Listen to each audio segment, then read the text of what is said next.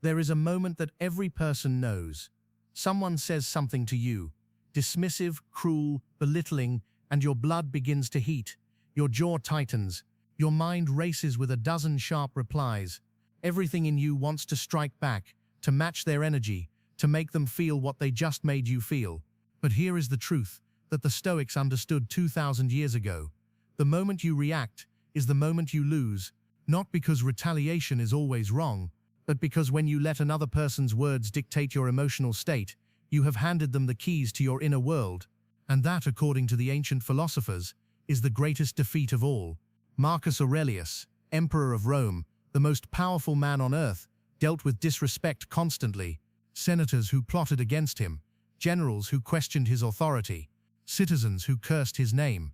And yet, in his private journal, the book we now call Meditations, he wrote this: "The best revenge is not to be like your enemy." Think about what that means. The best revenge is not a sharper insult, not a louder voice, not proving them wrong in front of everyone. The best revenge is to remain who you are, calm, grounded, unshaken, while they lose themselves in their own poison. Today we are going to explore what the Stoics truly taught about handling disrespect, not the watered-down passive version. The real philosophy, the one that made emperors unshakable, that turned slaves into the greatest teachers of all time, and that remains to this day the most powerful framework for maintaining your dignity in a world that will constantly try to take it from you. Why disrespect hurts so much? Before we talk about the Stoic response, we need to understand why disrespect cuts so deep, because it is not really about the words. If a stranger on the street mumbled something rude, most of us would barely notice. But when someone we respect, someone we trusted, someone we thought valued us, when they dismiss us, mock us, or treat us as if we are nothing, it strikes at something fundamental. It strikes at our sense of worth. Epictetus understood this better than anyone. Born a slave, he spent his early years being treated as less than human. He was owned, commanded, and physically abused by his master. And yet from that crucible of disrespect, he forged one of the most liberating ideas in the history of philosophy. He said, "It is not things that disturb us, but our judgments about things." When someone disrespects you, the pain does not come from their words. It comes from the story you tell yourself about what those words mean. They think I am worthless. They do not value me.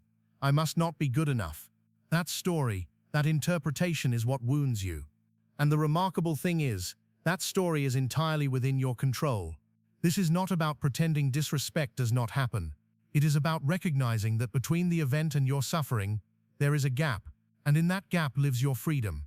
The fortress within Marcus Aurelius had a phrase for this.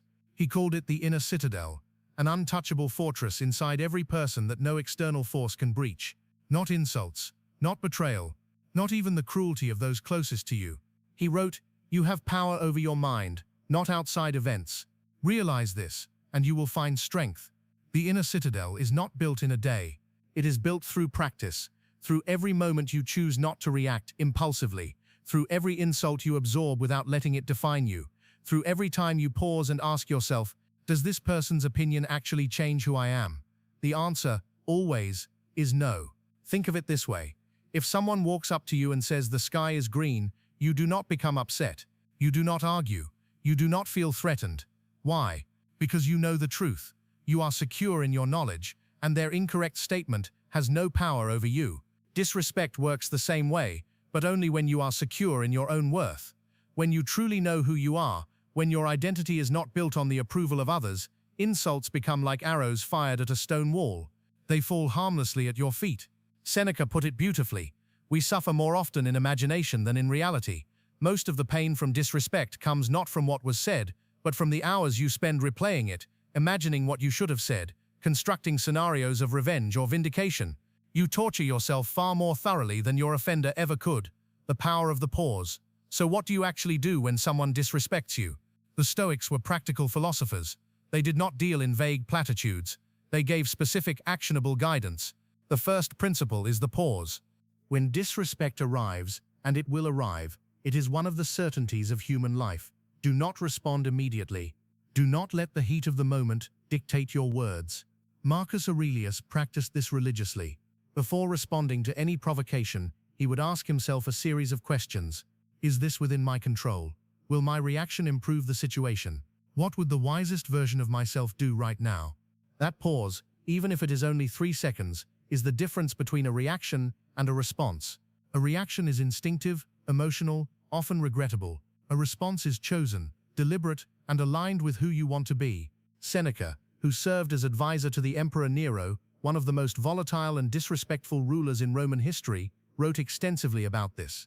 He said, "The greatest remedy for anger is delay, not suppression, not denial, delay. Give yourself time. Let the initial surge of emotion pass, and then from a place of clarity, decide how to proceed. Consider the source."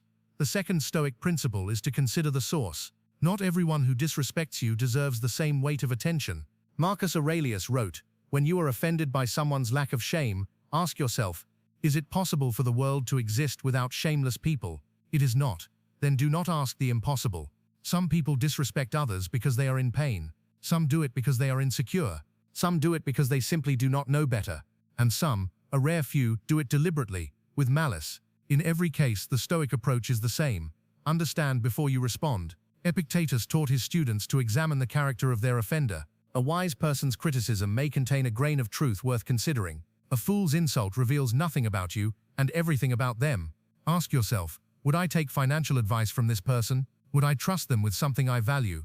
If the answer is no, then why would you trust their assessment of your worth? This is not arrogance, it is discernment. And the Stoics considered it essential. The response that changes everything. Now, here is where Stoic philosophy becomes truly powerful. Because the Stoic response to disrespect is not passivity, it is not meekness, it is not turning the other cheek and hoping the person will stop. The Stoic response is composed strength.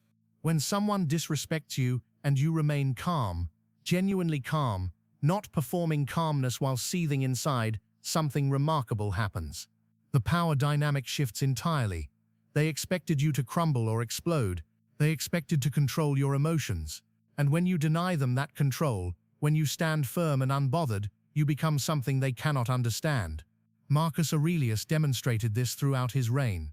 When rivals mocked him, he treated them with courtesy. When subordinates defied him, he responded with fairness. When the world tried to make him cruel, he chose to remain good. And history remembers him as one of the greatest leaders who ever lived. Seneca captured this perfectly. A great soul is above insult, above injury, above offense. It would be a sorry thing if a great soul could feel an injury. This does not mean you accept mistreatment without boundaries. The Stoics were not doormats. There is a critical difference between not reacting emotionally and not taking action. You can calmly and firmly remove yourself from a situation. You can clearly state what is acceptable and what is not.